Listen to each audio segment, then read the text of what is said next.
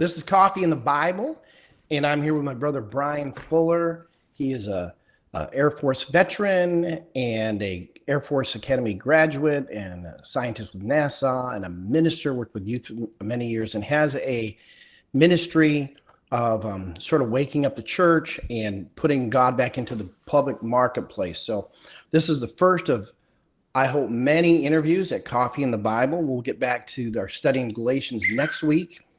Well, I better turn off my phone. I thought it was doing real good. Oh well. What's on that? Right. I thought I covered all the bases not to have all these weird noises. But anyway, so if you're watching, we're live on Facebook and Twitter and YouTube and Locals and Rumble. So got a couple people, it looks like there already. And if you want to, if you go to my page on rumble.com/DLewisFuller, that's my Bible study. If you want to go in depth, of course, you can hit the red join button and join me on Locals. We can talk more systematic theology, biblical language, that stuff there. You can also go to my fun travel page with my wife, rumble.com, if I can speak, /Fuller Clips. And so we trips to Ecuador, Philippines, Hong Kong, travel around the South and beaches and all that stuff. And my wife's cooking, so we got all that. Today I got my brother, and I guess just go ahead and introduce yourself and All right. the ministry you have. And Well, I'm Brion Fuller, Dan's brother. I'm the good-looking one.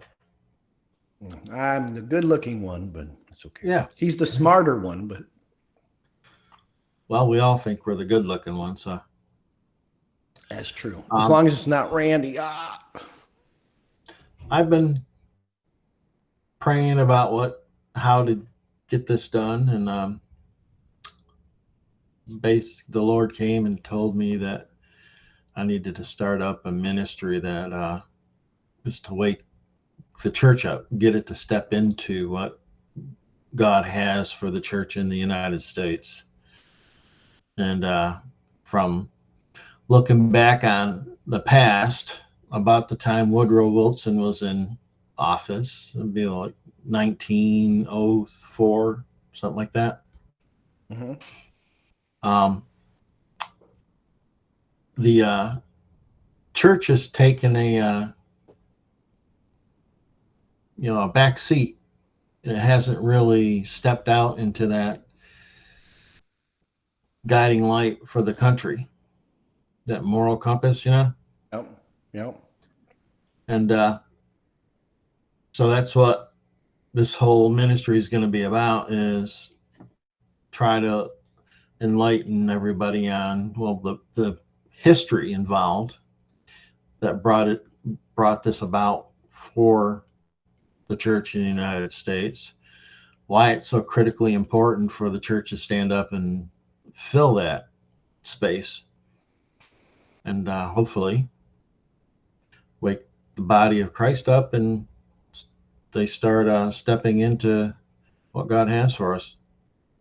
Okay. So you covered a little bit, or maybe I didn't hear it all, but what is the history of Christians and government? I mean, aren't we a secular government? All right. Well, the government, if you read all the notes to that the forefathers put in when they had all their what they called it, a Continental Congress or whatever they called it. Yep, Continental Congress. Yep. Yeah, you look at all their notes, and God's intimately involved in everything they did. I mean, you can read stories about so and so hit so and so or whatever because they had an argument, but in the end they came out with a package that made sense and works. And that was only because God was guiding them.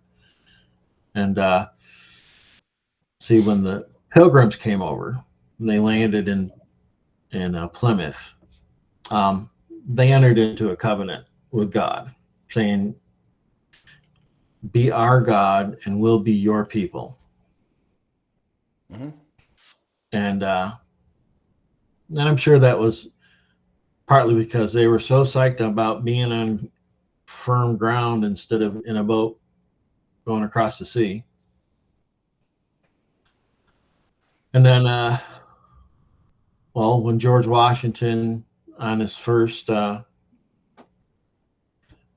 term, during his inaugural speech, at the end, he reaffirmed that covenant with God. Yeah. And then the only other time that it's been reaffirmed was with Abraham Lincoln at the end of the Civil War, that covenant was reaffirmed again. So we as a country should get on our knees and reaffirm that covenant with God for this country. But see, the thing is, you look out at what's going on in all the different cities and stuff, and if the church was standing up and filling that moral compass, you wouldn't have any of that stuff. You'd have a few that would try, but the main church as a whole would guide the country down the right road. But we don't.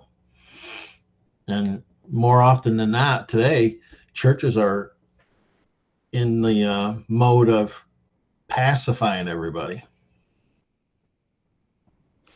So and you can't do that. That's true. You can't pacify. But what about, separation of church of state? Because, you can't talk about Christianity in school and. Yeah, but there's no such thing as separation of church and state.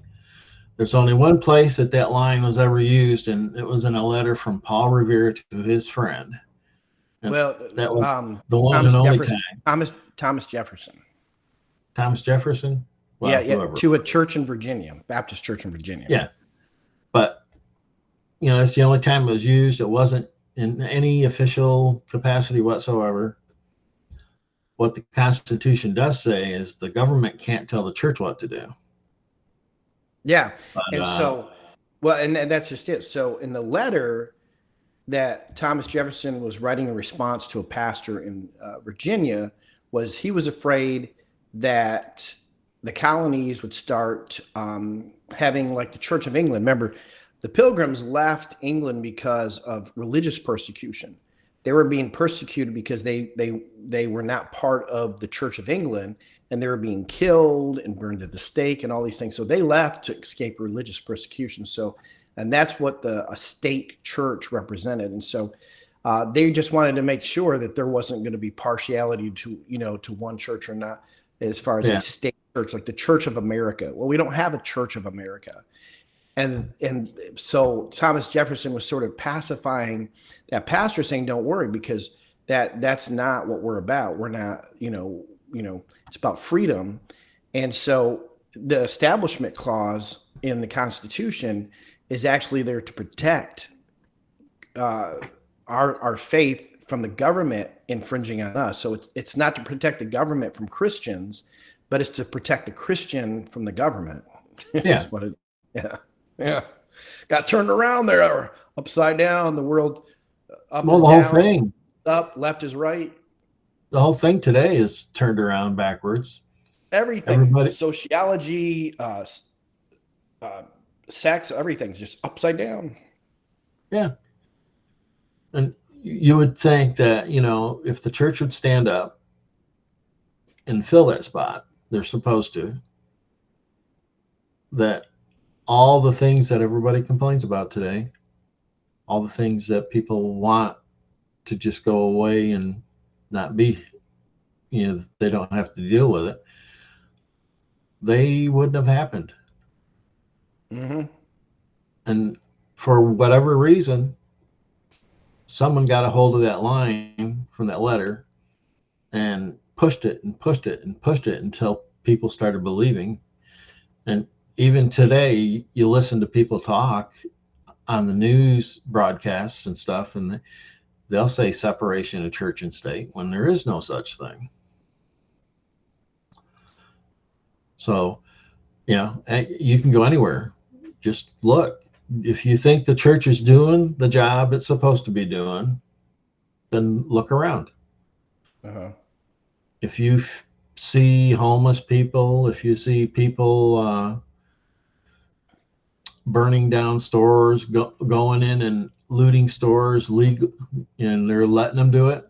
If you think all that stuff is a good thing and that's one of the church's callings, then you're looking at the wrong type of church. Because the church is supposed to be here, I think if everybody lived off the 10 Commandments, Mm-hmm. you wouldn't have any of this stuff. Well, yeah, because the law basically originally was sort of 10 Commandments was sort of the base of our judicial system originally. That's why even the Supreme Court, you have the 10 Commandments there.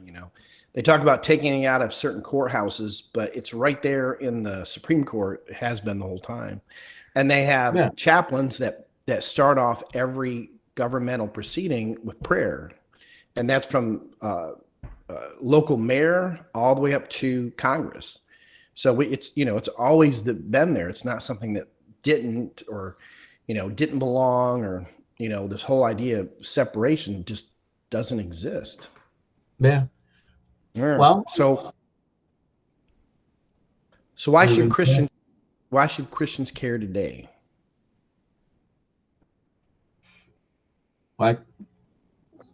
Why should Christians care today? Oh, well, because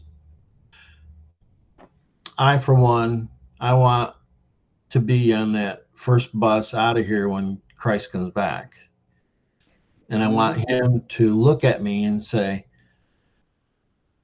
you are part of the church I'm coming back for. And if the church body that you're part of doesn't look to God and doesn't follow what Jesus told us to do, we're not going to be within that group. And I want the first bus out of here. Yep. So, they should care because of their future, but what about the right now? Why should they care right now? As far as now, we all know about. As far as why should a Christian care about what happens politically, or anything right now? Well, because all things are controlled by DC. And if you think you can exist without politics being involved, that's an impossibility, because politics exists for any of the offices, the House, the Senate, whoever, president. And if you were to get rid of politics, you get rid of all of that. And I know the government's way too fat. We've got way too many people, and it needs to be cleaned up. But a good start is to get on our knees and, reaffirm that covenant with God. And that's right. Start, stepping into what the church is supposed to be doing. Yeah, absolutely. I thought about it, and I thought, I think a Christian should care because whether you're a believer in Christ or not, if you're an American, you should care simply because you're an American. You shouldn't be disqualified, or you shouldn't disqualify yourself just because you believe in Jesus and you think, separation of church and state. Even if you buy into that, which is not true, even if you buy into that, you don't stop participating in the process just because you're a believer, because as an American citizen, you have a constitutional right to participate in the process. And if you don't participate in something that's good and healthy and morally pure, then you're allowing by default somebody who believes in socialism and destruction, you allow them to move forward because you're not participating. Yeah. And, what viewpoint, instead of thinking, what viewpoint would the church I go to have? That's what viewpoint does Jesus have for you to follow? Yeah. Yeah. And I think that's easy enough to tell because we can read the 10 Commandments. Don't steal, don't cheat, don't lie, don't mess around with anybody else's wife, on and on and on. And it's like, okay, well, if you did all that, you'd be a pleasant person for everybody to be around. Yeah. And if everybody was pleasant to everybody, like they used to be, well, I guess, old Western gunslingers weren't really nice sometimes, but Yeah. actually, a lot of them were nice people until you really irritated them, and then they'd shoot you. Their way of Well, that's solving. because, but see, that's an interesting topic too, because we're getting back to the old West mentality because, who was it that I was talking to? Was it you earlier? Talking about how, oh yeah, when the police came by and were looking at your truck and stuff, and how, as far as safety to police officers, there is no safety to police officers anymore. And a police officer that does his job could lose his job or go to jail. And so they're less apt to do it, which means the citizen is less safe. And when the citizen is less safe, then the Second Amendment is what matters. Yeah. And so then you end up everybody carrying guns and protecting themselves, not going out and being the law, but they're protecting themselves because the law enforcement that's there, their hands are tied and they can't do it. And it's almost like we're getting back to the old West again. Well, they're working on passing constitutional carry for South Carolina. Yeah, almost immediately when they passed the open carry, they started in on the constitutional carry, which every state should be constitutional carry. Because I think it is. Constitution. I think ultimately it is, but you got to get through the bureaucrat. One of the problems we got right now is that, in general, the political environment is the heck with the Constitution, the heck with the Bill of Rights, and we're just going to do whatever we're going to do, and there's nothing you can do about it. Well, that's not the way it works. No, it shouldn't work that way. So it's like Obamacare, when that passed, it passed by one single vote, which is not according to what the Constitution says. The Constitution says you have to have 2/3. And it was by one single vote that it passed. So technically, it didn't pass. And everybody's going off it like it's law. And even though the president signed it, it's not law because it contradicts what the Constitution says. It's true. So, two more questions. One, okay, so a term that's being liberals come up with a lot of made up terms, and it's almost like that. Who is it? That Gerber that was in charge of information in World War II for Germany. He had said if you say it, yeah, is it Gerber? I think so. Yeah, he said if you said a lie enough times, then it becomes the truth. Now, it doesn't really become the truth because truth is not subjective. I had this discussion all day yesterday with somebody on social media while they were trying to convince me that it's your truth or my truth. They kept saying, well, you're going to have to prove your truth before I can think. And I'd say it's not my truth. Truth is just, it's objective. It's truth. It's black and white. It's, you can't argue truth. Now, and I said, you're talking about opinion. Yeah, you can have your opinion and that's subjective. And I can have my opinion, but our opinions, may be relevant to a truth, but that truth is still black and white. It is what it is. And so that whole line of separation of church and states, that they repeated enough times that everybody's convinced that somehow that's in there somewhere, and it's not. It's right. It's right. Yep. And so you have that. So that leads me to a term that's being thrown out a lot. Even somebody that we know that has bought into that, the term Christian nationalism, which never existed before, as if, and it's really weird how they try to put together, because in a liberal education in history, they try to make Hitler in World War II as a nationalist, but Hitler was a globalist. He didn't really care about Germany, because immediately it wasn't about getting the Rhineland back from that they lost in the Paris Accords after World War One. That's where it started, but it didn't end there. His objective was to take over the world. So he was a globalist. He was also a democratic socialist. And so, but they try to relate Christians today that believe in country and believe in the Constitution, and they label them this Christian nationalist as if it's. And I saw one person on MSNBC try to say, now, Christian nationalism, what I mean by that, I don't mean Christians. They're not Christians. They're just pure evil. And this was just like a couple weeks ago. So what do you think about the term Christian nationalism?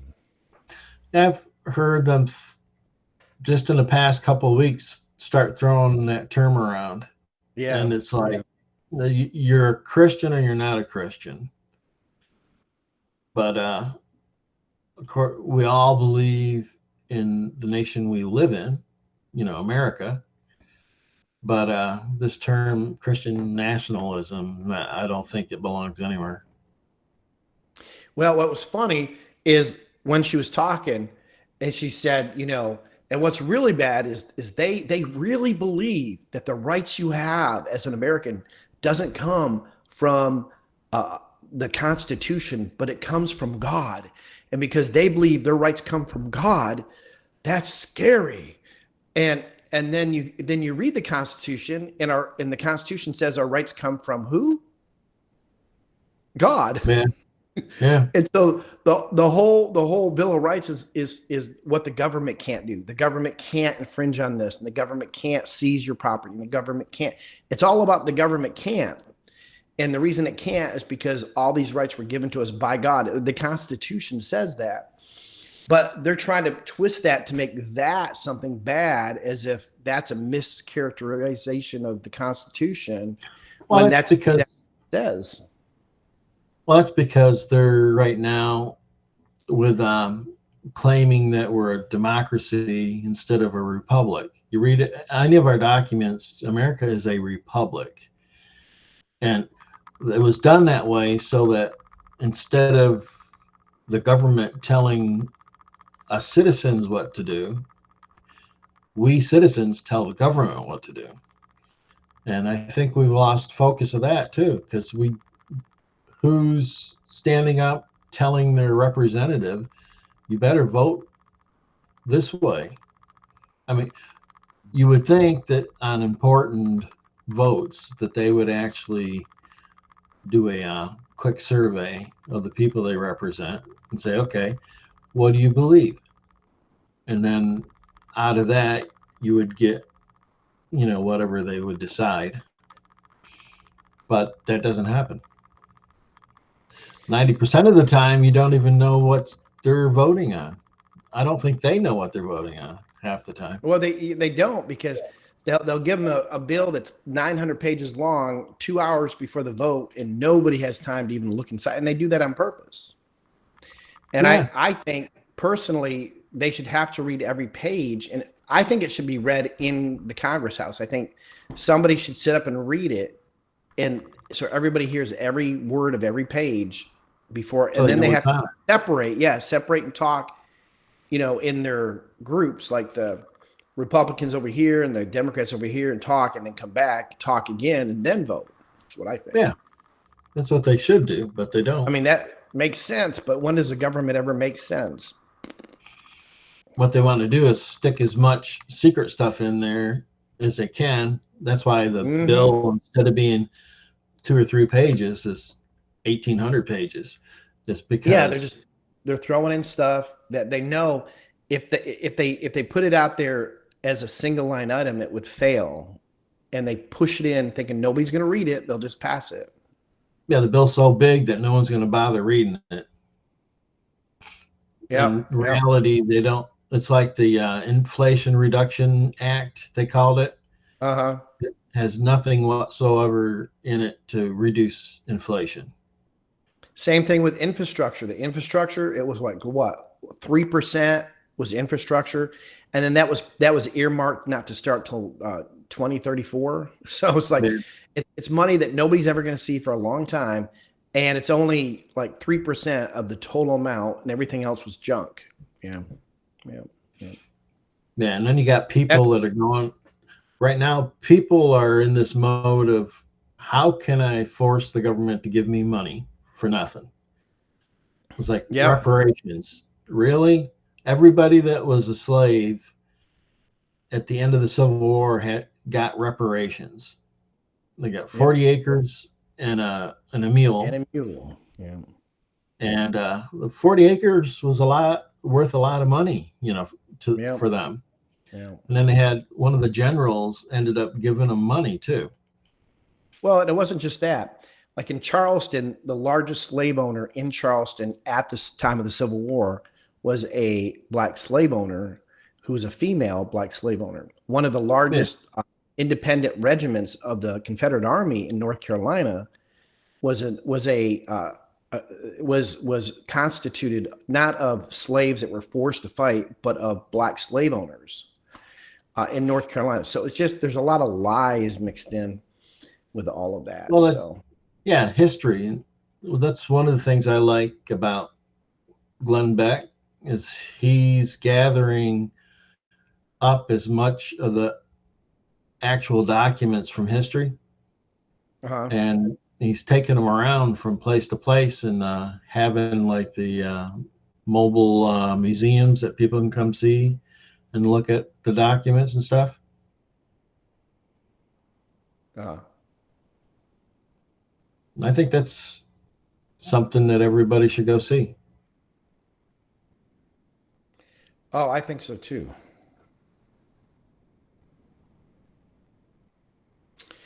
Um, um, I'm going to keep talking, but I'm going to ask you: is there an email like at the end? If I scroll an email or put it into the comments that you have, or one like, do you have one for Guiding Light that I can give people that they can email you if they have questions? Okay. Do you have Do you one, or want me is to there? give you my email? Yeah, or do you have one specific Because for the ministry? not yet. They can Okay, send one to my personal email, Brion Fuller. Is it Brian fuller.brian at Fuller? gmail. Fuller dot Brian. Yeah, at gmail.com. Okay, Fuller.Brian Fuller.Brian at gmail.com. All right. I'll have to set that email up. I I squint my eyes because I have a little bit of, I don't know what it's, glaucoma or whatever, cataracts or whatever, just Yeah. enough, just the beginning, but it gives like that night glare from headlights. Hmm. I look like an old person. I just want to make sure I put two L's and not one in Fuller. We can It'd be look pretty up your bad to nose. spell my last name wrong. It'd be bad to spell my last name wrong. Yeah, we can look up your nose when you do that, though. Oh, you don't want to do that. Nah, All there we right. go. I just wanted to add that. So if you want to contact Brian and get more information about how you can be involved in your church or your local church, getting people woke up to be educated on this topic and how you can't just sit and let everything pass by and get mad because you don't like what's happening, but you just sit there and do nothing about it. Let's talk about that too. What about the people that just, a lot of Christians will complain, you go to church, a lot of people have a lot of opinions about it, but we're so used to, because back in the 70s, there was this rash of, I remember even in ministry when I started in the late 80s, mid to late 80s, that, or late 80s, I guess, 89 or so, that you were told you couldn't say anything about who to vote for or what to vote for, or and that's when government was like, they're going to take away a church's right to have tax-free status and all this stuff. So what about any thoughts about that? Yeah, the church has a requirement to not to tell people who to vote for, but to list the people that are running and to identify what they believe.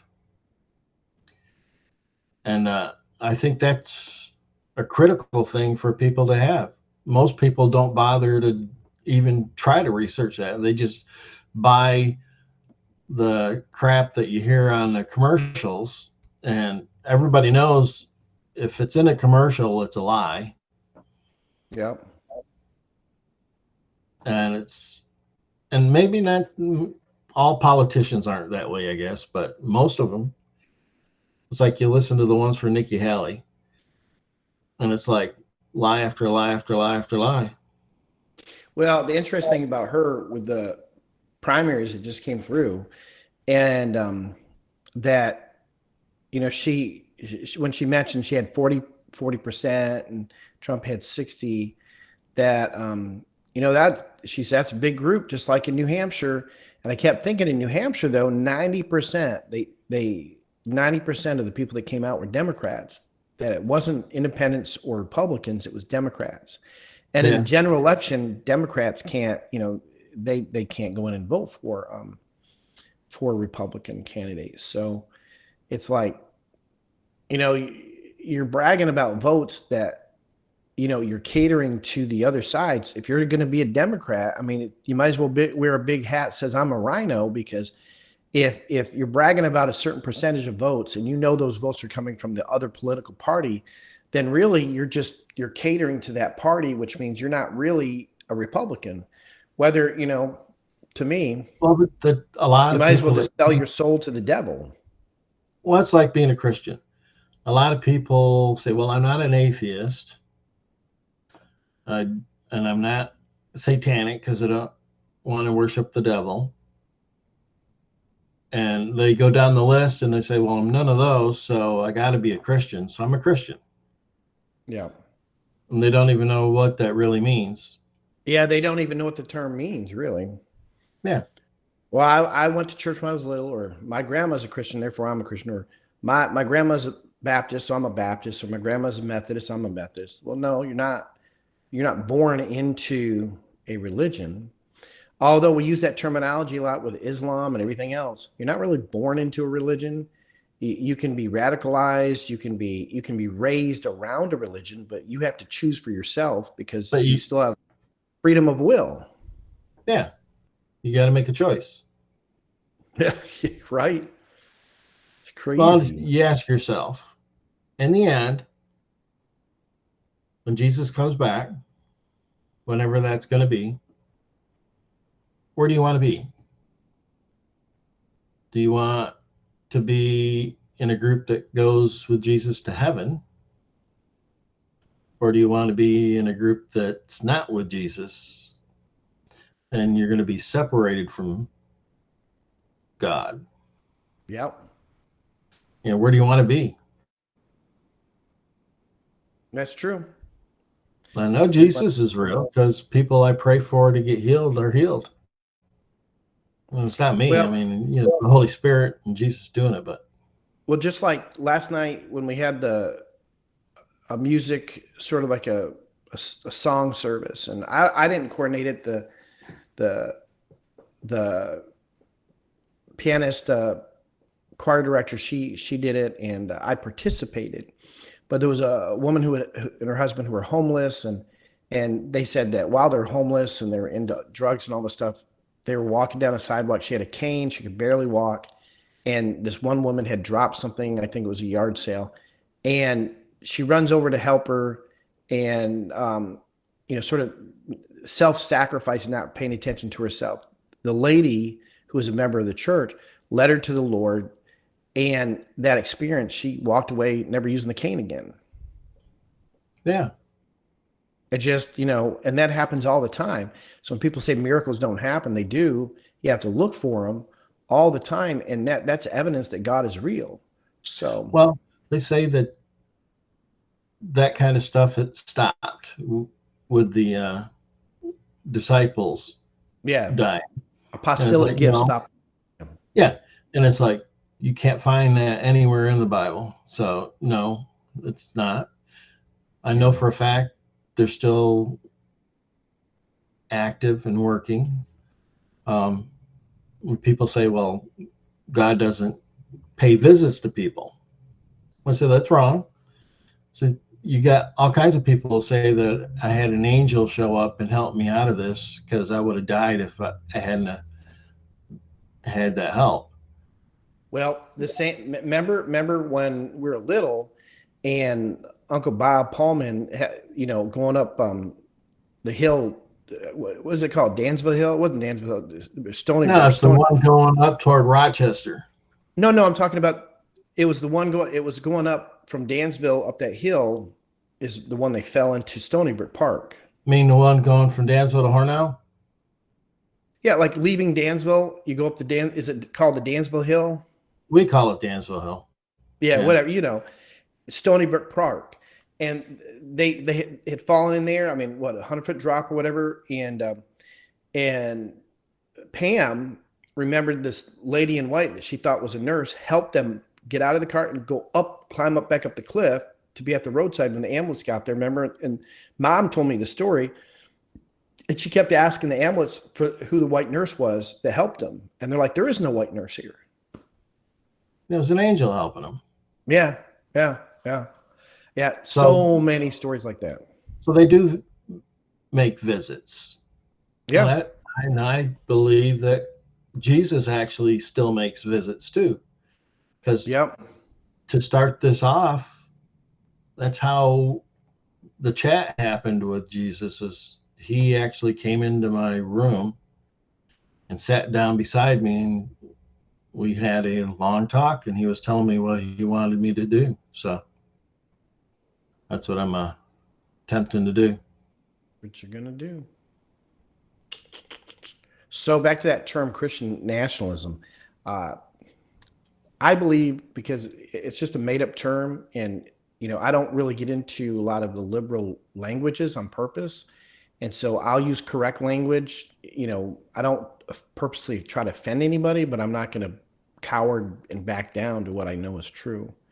But Yeah. you can be a Christian, and you can also be a citizen of America that loves your country, and you believe that you want God to stay into the public marketplace. Well, the And country that's came about from that Christian. was the yep, that was the basis of this country to begin with, and that's what's going to get this country back on the right footing. And for liberals to say, well, it's a political term and it's not really a Christian, they're either mentally ill or they're willfully lying, one of the two. But Well, they're under the persuasion of the devil, yep, because he's got them convinced that they're right and they're not. yep. And So you have last to ask them, if you follow the 10 Commandments, um, the worst thing that can happen is you're going to have a good life and get along with people. Yep. So why is that so objectionable? Why do people hate that so much? You don't want a That's good true. life? You don't want to get That's along with people? right. Yep. And what you find is really the people that are on the other side of the argument, they're the ones that are very vile, very, they will say, oh, Christians or, that believe in a constitution. They try to label them as being radical and violent and this, that, and the other.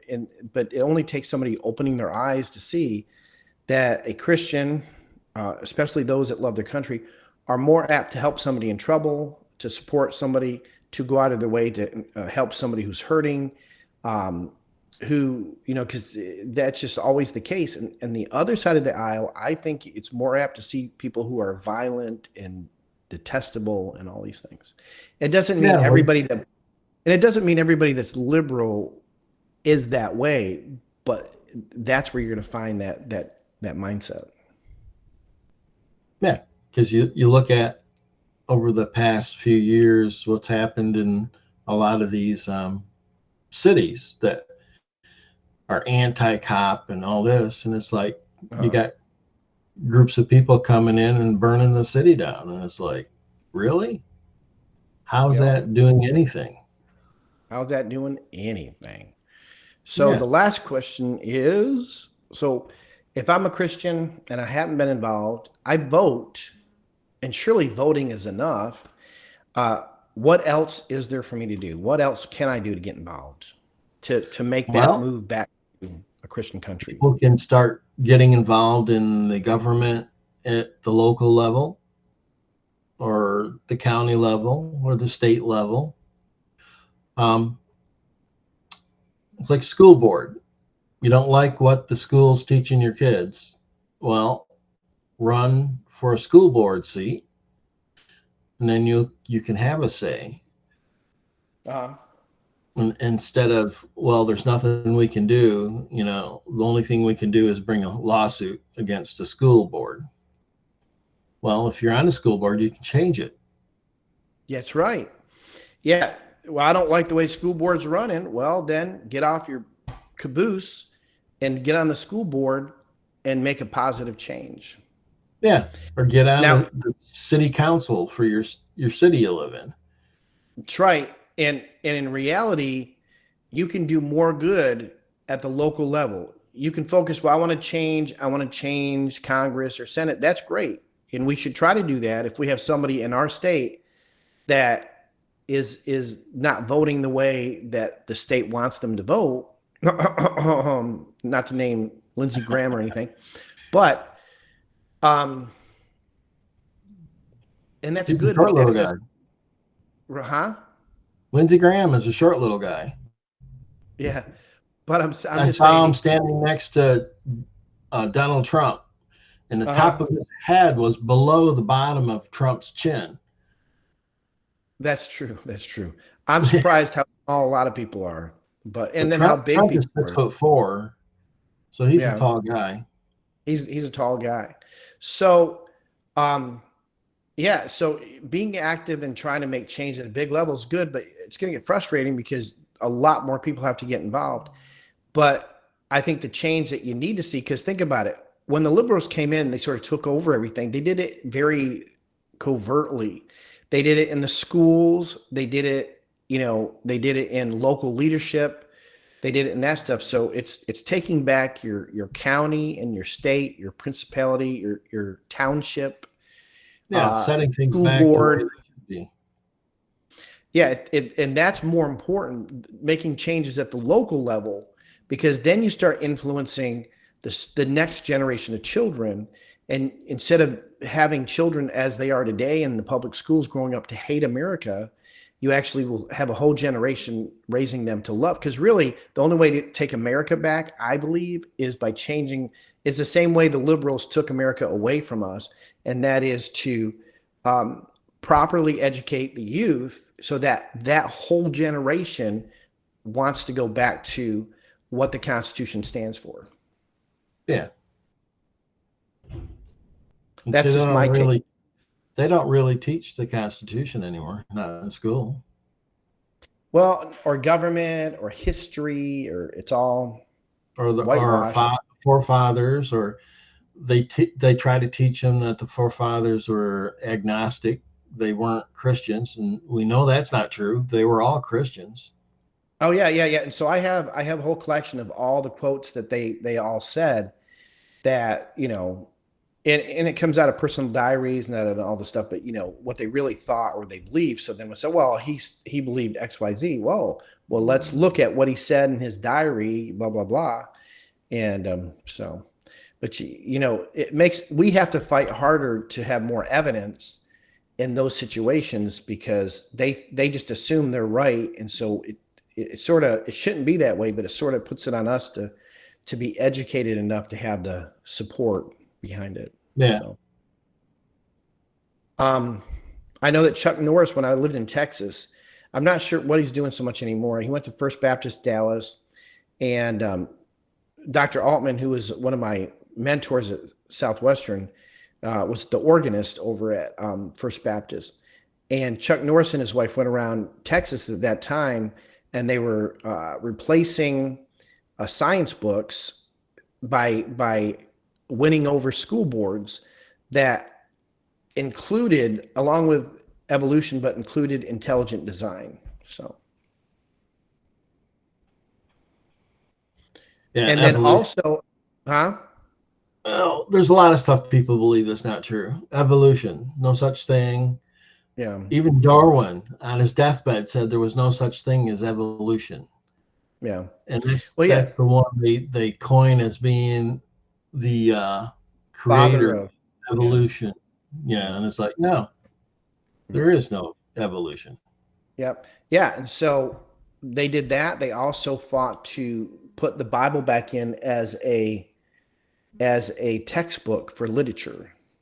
So, and they were doing that throughout Texas. Now I don't know if those school boards still do that, but he was doing that when I still lived there, and that was 20 years ago. But still, I thought that was a pretty good move on his part. To him and his wife did that as a ministry, Yeah, and I guess pretty convincing when Chuck Norris comes walking into a school board meeting. yeah, I just saying that would make me pay attention. I don't that'd be know. pretty cool to meet Chuck Norris. Right, right. Yeah, Yeah, shake his hand.